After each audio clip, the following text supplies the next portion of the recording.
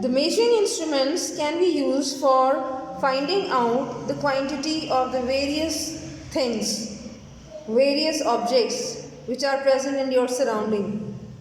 Some of the quantities which are given on the same page number 5 are length, volume, and on the next page you will find out some more quantities such as mass, temperature, and the last one is time.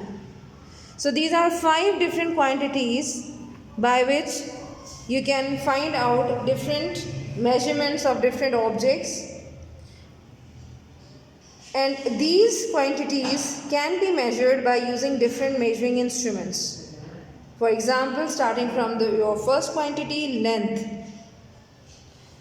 The length of an object can be measured with a ruler or a tape measure. किसी भी object यानी चीज़ की लंबाई को मापने के लिए जिस मेजरिंग इंस्ट्रूमेंट यानी आले या आलात का इस्तेमाल होता है उसे रूलर या टेप मेजर कहते हैं।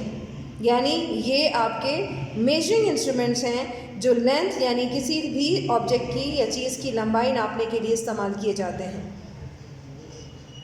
What are the basic units which are used to measure lengths?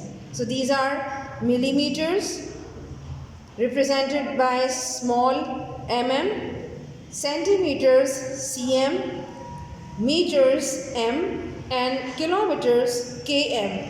So these are the basic units of length.